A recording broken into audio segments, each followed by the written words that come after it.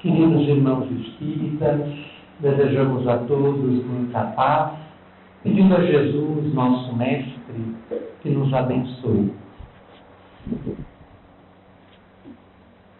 Desde o aparecimento do ser humano sobre a face da Terra, há milhares de anos, quando nasceu nele a consciência, passando a distinguir-se dos demais semelhantes, dos animais que o cercavam, do ambiente em que vivia, o homem passou a assombrar-se com tudo que o cercava e também consigo mesmo. E passou a fazer-se, desde aquele tempo até os dias de hoje, 4 perguntas que são o eixo de todo o pensamento filosófico, tanto do Ocidente quanto do Oriente, e que constitui os enigmas do nosso ser. As 4 perguntas cardeais da nossa existência são estas aí. Quem somos? De onde viemos? Por que estamos aqui? E para onde vamos? Sendo espírita ou não, de forma quase universal, o homem, em algum momento da sua existência, seja no passado, seja agora no presente, se faz ao menos uma dessas perguntas. Se questiona o porquê de tudo, principalmente frente às pressões do dia a dia, às dificuldades que enfrentamos, os problemas que são comuns a todos, os dramas interiores que todos possuímos, nós frequentemente, para não dizer diariamente, nos perguntamos o porquê de estarmos aqui e passando por uma determinada situação. Para conversarmos sobre essas 4 questões, nós elaboramos um soneto para cada uma delas, que será o nosso guia nessa conversa. Como dissemos antes, saber quem eu sou, de onde eu vim, por que eu estou aqui e para onde vou, são questões que têm sido a base de toda a filosofia. Os primeiros filósofos lá na Grécia Antiga, desde os pré-socráticos como Tales, Anaximandro, Anaxímenes, depois passando por Sócrates, Platão, Aristóteles, mais tarde, já no período medieval, com Santo Agostinho, Tomás de Aquino, Abelardo, depois passando pela era moderna, Bacon, Descartes, Spinoza, Leibniz, chegando na idade contemporânea com Nietzsche, Heidegger, Sartre, Husserl e outros, tratados e mais tratados de filosofia, numa linguagem complexa e rebuscada, têm sido escritos para tentar responder a estas questões. E nenhum destes tratados, escritos pelas mentes mais brilhantes da filosofia, consegue apresentar ao homem uma síntese abrangente que possa lhe explicar quem é, de onde vem, por que está aqui e para onde vai. Em meados do século XIX, quando surge, mais precisamente no ano de 1857, a doutrina espírita, através da publicação de O Livro dos Espíritos, essas questões encontram-se de uma forma muito simples e acessível a todos a sua solução, o seu equacionamento. O Espiritismo, desta forma, nos convida constantemente a refletirmos sobre essas 4 questões. E nós vamos começar falando, então, sobre a mais importante delas. A primeira, quem somos? Ficou pequeno, não sei se todos conseguem acompanhar. Quem somos? Mistério por demais intrigante, acompanha a humanidade em um frêmito impressionante desde recuada antiguidade. Quem somos? Questão interessante.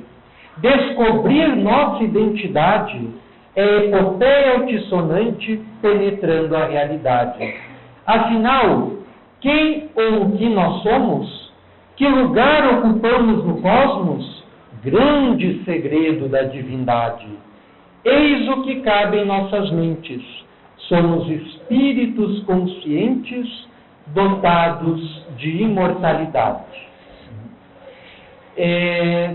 A doutrina espírita nos esclarece que cada um de nós constitui um espírito, um ser espiritual, transcendente, que se encontra momentaneamente no corpo em função de experiências as mais diversas, todas elas voltadas para um objetivo central, que é a nossa aprendizagem, o nosso aperfeiçoamento, o nosso melhoramento progressivo em duas áreas principais.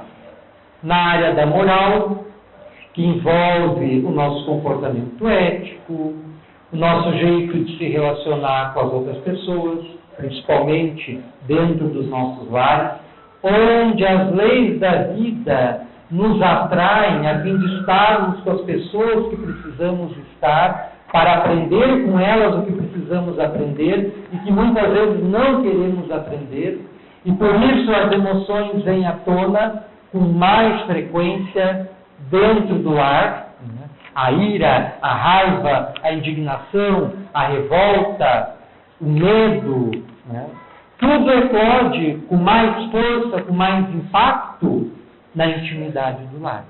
Porque é o lugar principal para o nosso desenvolvimento interior. Há muitas pessoas que pretendem reformar o mundo de fora para dentro, mas o mundo só será reformado, transformado de dentro para fora, e começando em nossos lares. Eis o nosso grande desafio. Tem até um provérbio chinês que diz isso: antes de quereres transformar a humanidade, dê 3 voltas em torno da tua casa. Isso mostra a necessidade que nós temos de compreender quem e o que nós somos para conseguirmos ter êxito em nossa vida familiar e também em nossa vida social. Então, o Espiritismo nos esclarece que nós somos um espírito. Mas é algo difícil de ser entendido. O Livro dos Espíritos deve ser o nosso companheiro constante em todas as nossas reflexões. É um livro de perguntas e respostas. É a primeira obra espírita que surgiu. O próprio Espiritismo surge com ela. E nós precisamos ter um interesse cada vez maior por este livro, que ele constitui um farol que, ser lido, estudado, meditado, há de iluminar por completo as nossas vidas. Há muitas pessoas que não possuem uma empatia muito grande com o texto, mas basta fazer um pequeno esforço que a leitura torna-se agradável, torna-se gostosa, e nós vamos assimilando princípios muito importantes e que se encontram desenvolvidos em todas as obras que vieram depois. Quem quiser conhecer quem quiser conhecer o Espiritismo, basta ler o Livro dos Espíritos. É a leitura essencial.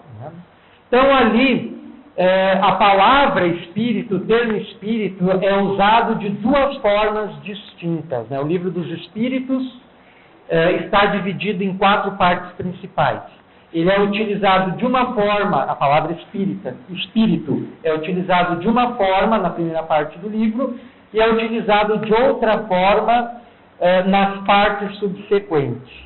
Na primeira parte, na questão 23, Allan Kardec pergunta, Allan Kardec, que foi o codificador da doutrina espírita, e que organizou esse livro, fez os questionamentos, colocou-os numa ordem fantástica, perfeita, e que favorece a leitura, favorece a sua aprendizagem, favorece o nosso entendimento das mais diversas questões, porque ele adota um método em que as matérias são dispostas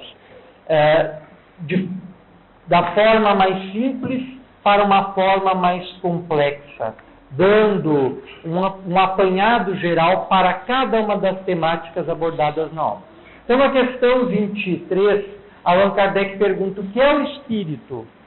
E os próprios espíritos respondem: é o princípio inteligente do universo.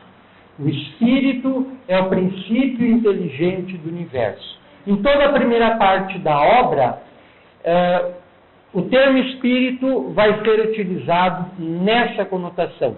Princípio inteligente do universo, a partir do qual os espíritos propriamente ditos se formam, se individualizam, se tornam espíritos conscientes como todos nós o somos. Na segunda parte do Livro dos Espíritos, na questão número 76, Allan Kardec reformula a pergunta fazendo-a da seguinte forma: que definição se pode dar dos espíritos?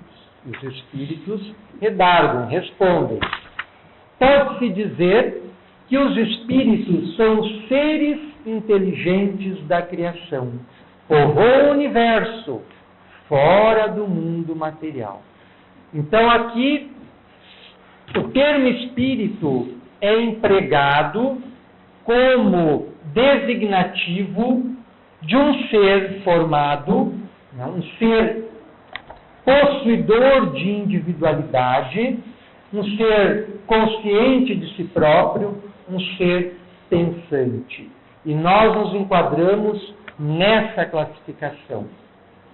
Mas mais adiante um pouquinho, na questão 88, Allan Kardec pergunta: possuem os espíritos uma forma determinada, limitada e constante? E os espíritos respondem: para vós, não. Para nós, sim.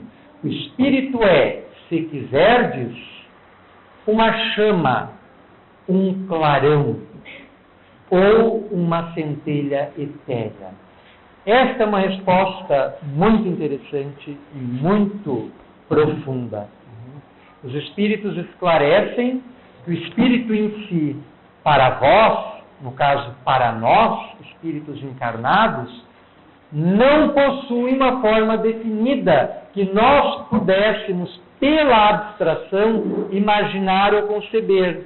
Mas para eles, que além de estarem fora da matéria, além de estarem desencarnados, eram muito evoluídos, os espíritos que presidiram a codificação da doutrina espírita pertenciam a uma hierarquia muito elevada, e esses espíritos, então, já possuíam para si mesmos a solução de todos os enigmas atrás dos quais nós ansiosamente corremos para tentar decifrar no nosso dia a dia.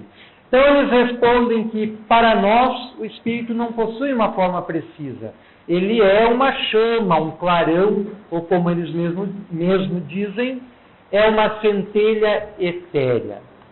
Mas é claro que circundando essa chama, esse clarão, existe uma substância semimaterial que Allan Kardec batizou, deu o nome de perispírito, e que é conhecido de todos os tempos. O apóstolo Paulo a chamava com propriedade de corpo espiritual. Os egípcios, muito antes, o chamavam de Ka. Allan Kardec a chamou de perispírito, o corpo espiritual.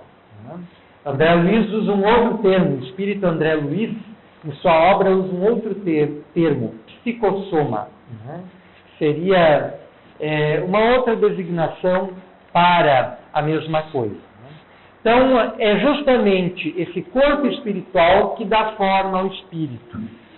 E este corpo espiritual o acompanha ao longo da sua evolução. E reflete as conquistas que o espírito vai fazendo através das suas irradiações. Quanto mais evoluído, mais brilhante, com maior claridade, com maior poder de penetração, de radiação, etc. Quanto menos evoluído, a sua coloração é quase inexistente, né? É opaca, é escura, é pardacenta e não emite praticamente nenhum potencial de luz ou muito pouco. Então isso varia ao infinito. Mas a rigor, como está ali no soneto, o que cabe nas nossas mentes é saber que nós somos espíritos e que nós somos imortais.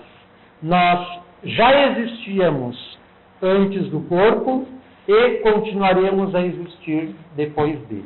Então, quem nós somos? Nós somos um espírito e deveríamos nos comportar como tais, o que nem sempre fazemos. Porque estamos tão absorvidos pelas questões diárias que temos muito pouco tempo para lembrarmos disso no nosso dia a dia. Quantos aqui lembram-se que são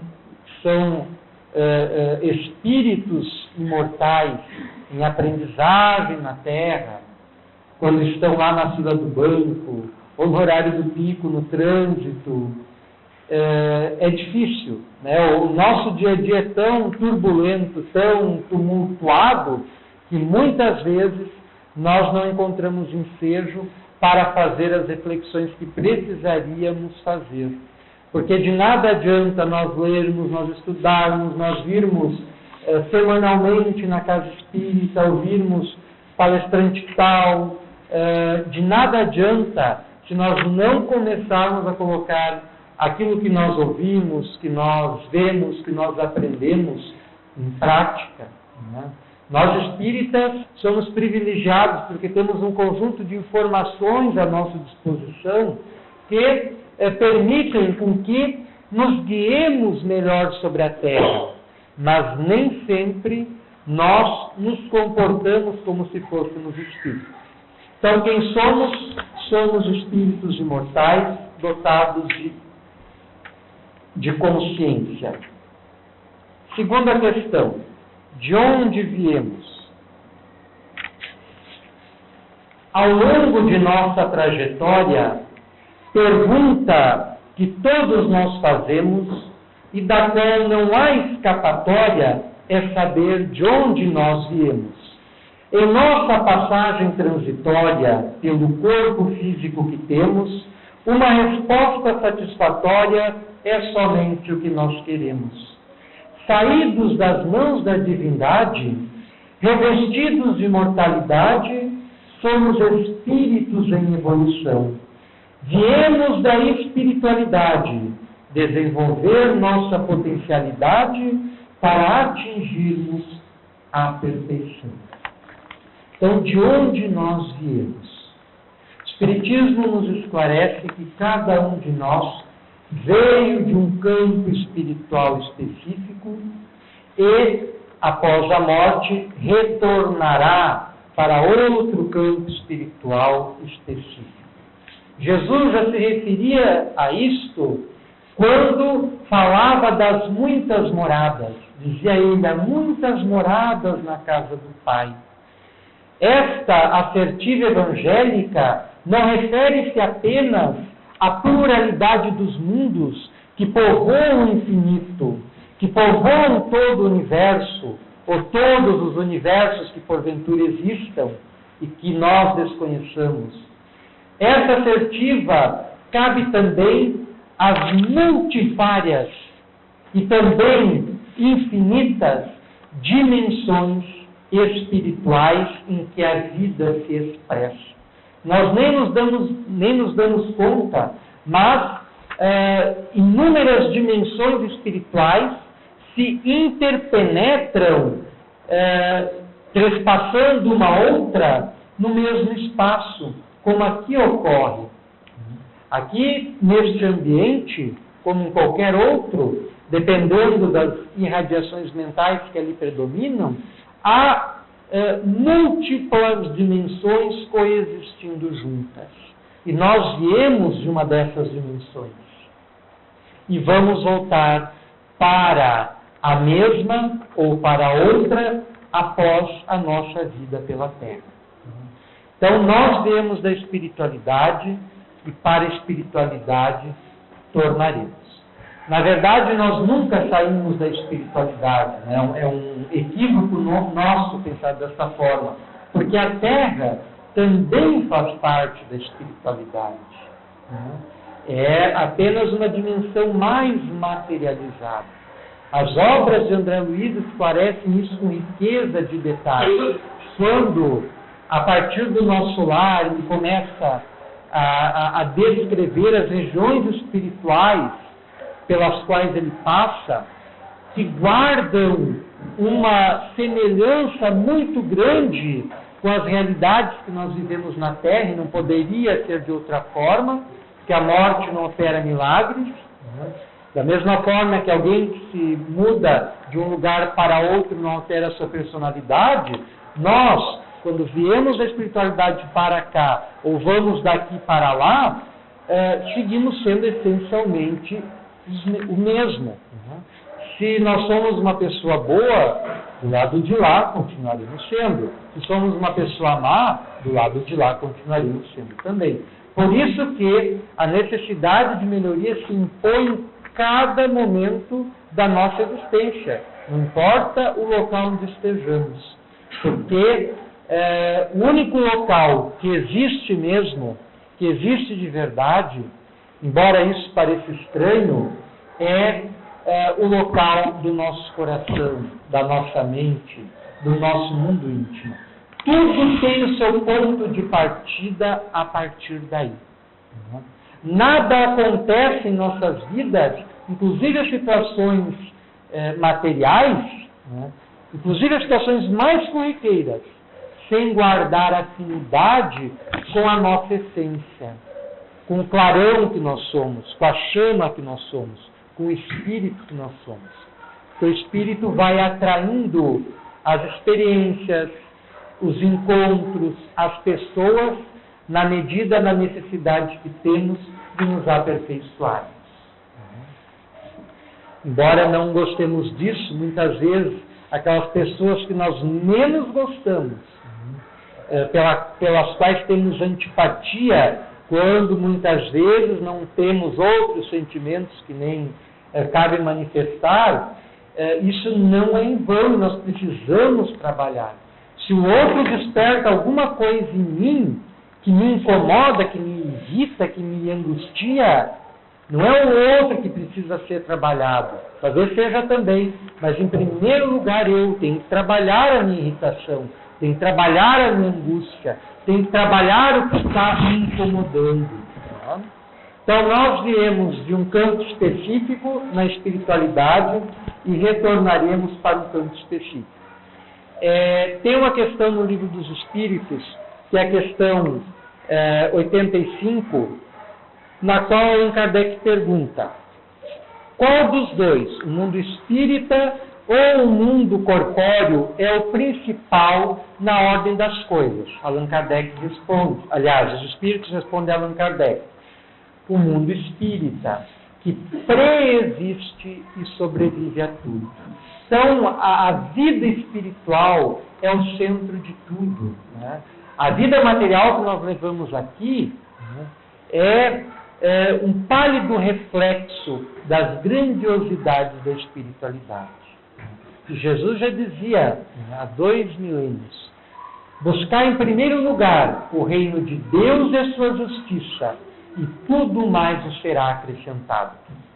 Ele queria dizer com isso que nós deveríamos priorizar em nossas existências a questão espiritual, desenvolver o nosso mundo interior, desenvolver a nossa emoção, educar os nossos sentimentos, que em resolvendo isso, o resto viria a reboque como consequência.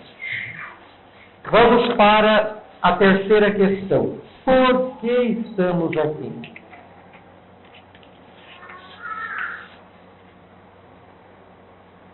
Por que estamos aqui? Entre o berço e o túmulo, a existência passa corrida, sobrando dores em acúmulo que não têm origem conhecida. Lagarta, em novo capítulo, a consciência adormecida nem sonha com o espetáculo de uma borboleta colorida. Encarnação e desencarnação, imperativos da evolução, processo de desenvolvimento. Estamos na Terra não para sofrer, nosso objetivo é aprender, vencendo qualquer impedimento. Na questão 132 do Livro dos Espíritos, que é uma questão bastante extensa, mas que nós deveríamos ler, tornar a ler, reler várias vezes na semana, no mês, durante o ano, durante a nossa vida. Allan Kardec pergunta para os espíritos qual é o objetivo da encarnação. Os espíritos dão uma resposta longa, mas que inicia da seguinte forma: Deus lhes impõe a encarnação com o objetivo de fazê-los atingir a perfeição. Para uns é expiação, para outros é missão. E continua a resposta. Gostaríamos de refletir rapidamente sobre essa proposição inicial. Muitas vezes, nós espíritas temos a mania de dizer que nós estamos na Terra para sofrer, que o sofrimento é consequência dos atos da vida passada, etc. e tal, né? Com certeza, a lei de causa e efeito, a mola mestra que sustenta o destino e todas as relações humanas. Mas nós não estamos aqui exatamente para sofrer. Deus nos colocou no mundo para nós aprendermos, para nós nos desenvolvermos, para nós crescermos. É claro que o sofrimento muitas vezes é decorrência disso. E como? É a mesma situação da semente. A semente existe para quê?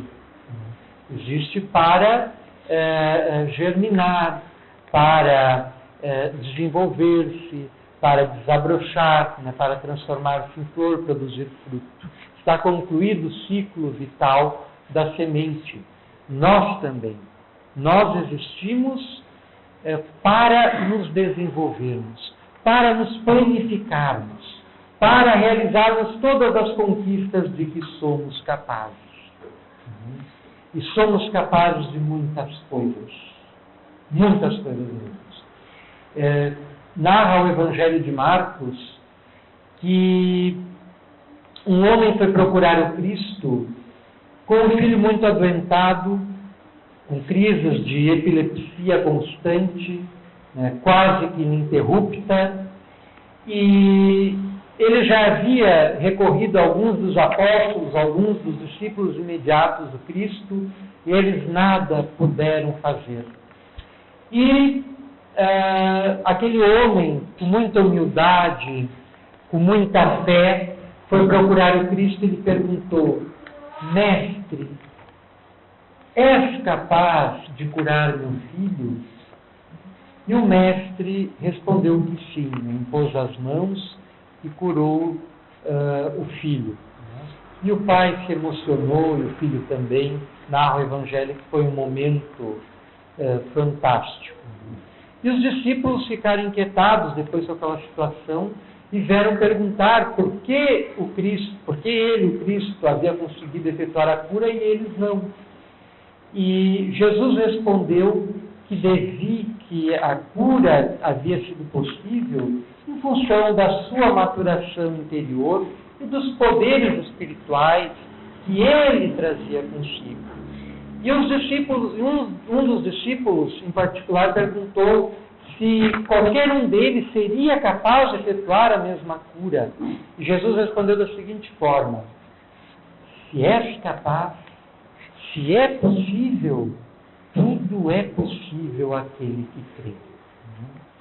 E nós deveríamos meditar mais nestas palavras no nosso dia a dia, porque a cada momento são colocados desafios sobre o nosso caminho e muitas vezes nós desanimamos e achamos que não somos capazes de ir além, de superar, de vencer. Mas nós somos. Se é possível, tudo é possível àquele que crê. Então, precisamos encontrar a força interior para conseguir solucionar essa problemática que, porventura, esteja nos inquietando. Mas a questão é que Deus nos coloca no mundo para nós aprendermos e nos planificarmos, para nós alcançarmos a bem-aventurança, para sermos o tão felizes quanto ser feliz é possível na Terra. Então nós precisamos aproveitar cada momento para desenvolver os nossos potenciais e avançarmos na direção do sem fim, que é o nosso dever, que nós não sabemos. Porque nos esperam cada vez mais planos elevados para a nossa consciência. Momentaneamente estamos aprisionados neste, que é um plano muito limitado, cujas características são o sofrimento, a dor, a inquietação, as dificuldades, os dramas que todos vivenciamos. Mas nós passaremos deste plano limitado para planos cada vez mais avançados, na medida em que nos melhorarmos, na medida em que evoluirmos. E os Espíritos nos dizem, desde os tempos da codificação, que o que nos aguarda é a perfeição. Só que nós não temos como avaliar o que é essa perfeição de que eles nos falam. Então, o nosso devir é o desconhecido e nós devemos rumar para ele, procurando desenvolver cada vez mais nossos potenciais. E vamos para a última pergunta. Para onde vamos? Questionamento preocupante. Depois da morte, para onde vamos? Merece destaque relevante. É segredo que já desvelamos. Após o túmulo aberrante, frente aos medos que carregamos, a existência segue adiante por novas vias em que avançamos. A morte é apenas transição, mudança para outra dimensão, numa sublime continuidade, novo plano para as consciências, em que seguem as experiências, rumando para a divindade. A questão 149 do Livro dos Espíritos faz a seguinte interrogação. O que acontece com a alma no instante da morte? Aqui Allan Kardec emprega o termo alma. Existe alguma diferença, alguma singularidade que distinga o termo alma do termo espírito? Existe alguma diferença entre espírito e alma dentro do espiritismo? A rigor não. Allan Kardec chama de alma o espírito encarnado e prefere utilizar na codificação o termo espírito para referir-se àquelas individualidades que se encontram desligadas da matéria, que se encontram desencarnados. Então, a rigor alma, não existe diferença nenhuma, apenas alma referir-se-ia ao espírito encarnado e espírito especificamente ao espírito desencarnado. Mas é uma questão de palavras. Então, no Livro dos Espíritos está lá a questão: o que sucede com a alma no instante da morte? E os Espíritos respondem: volve ao mundo dos espíritos, donde se apartara momentaneamente. Por mais longa que seja a nossa existência na Terra, ela será sempre breve, se confrontada com a eternidade, se confrontada com a espiritualidade. Então, a morte biológica é uma fatalidade, todos iremos passar por esta transição, que nos transportará, como diz o soneto, para uma outra dimensão, onde se situa a nossa consciência. É importante que, em nos voltarmos para o nosso desenvolvimento, para o bem, para o nosso aprimoramento constante, nós coloquemos a nossa consciência numa posição vibratória que nos garanta uma colocação num lugar de paz na espiritualidade. Porque nós iremos, após a morte, para o lugar em que já se encontra a nossa consciência. O próprio Cristo asseverava repetidamente: o reino de Deus está dentro de vós. Querendo dizer que tudo encontra-se dentro da gente. A nossa realidade é a realidade da nossa mente, do nosso mundo interior. Então nós trazemos o inferno, o purgatório e o céu por dentro, na intimidade do nosso ser. E por isso que os espíritos enfatizam tanto a necessidade da nossa melhoria. E se esta vida é tão breve, e nós perdemos tanto tempo com picuinhas, com questiúnculas de somenos importância, nós já deveríamos atentar para as grandes e magnas questões da vida, que são perenes, que são eternas, que são de sempre, e que nós não temos atentado suficientemente. Então, nós gostaríamos de finalizar fazendo este convite para que, através da doutrina espírita, meditemos diariamente nessas 4 questões: quem sou, de onde vim, por que estou aqui e para onde vou. Porque ao encontrarmos dentro de nós mesmos, de forma bem clara, de forma bem objetiva, as respostas para essas 4 questões, nós vamos conseguir ter na Terra uma vida muito melhor, porque a nossa consciência estará desperta e alertada para uma visão mais ampla da vida, em que conseguiremos enxergar mais longe.